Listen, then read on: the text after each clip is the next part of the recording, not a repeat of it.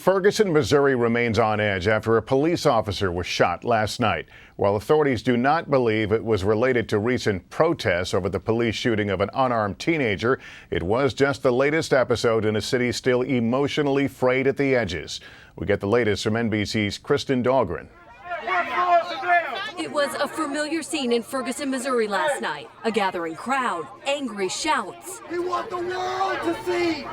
Worries that tensions could again boil over. What we really feared is that somebody on either side would do something that would provoke the other, and we would have another awful scene. Thankfully, cooler heads prevailed.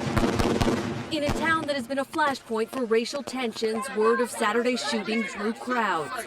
Police are still looking for the suspect, who they say ran away from an officer trying to ask him questions near a closed community center Saturday night. During the chase, multiple shots were fired, wounding the police officer in the arm. I wouldn't have any reason to believe right now that it was linked in any way, shape, manner, or form with the protest. It certainly doesn't appear that way. Later that night, just a few miles away, an off-duty officer in his private car came under fire. He wasn't injured, and again, there's no sign it's related to the protests. It's been almost 2 months since unarmed teen Michael Brown was shot by a police officer, touching off riots that filled the streets of Ferguson and sparked a national conversation. I know that Michael's family's here tonight.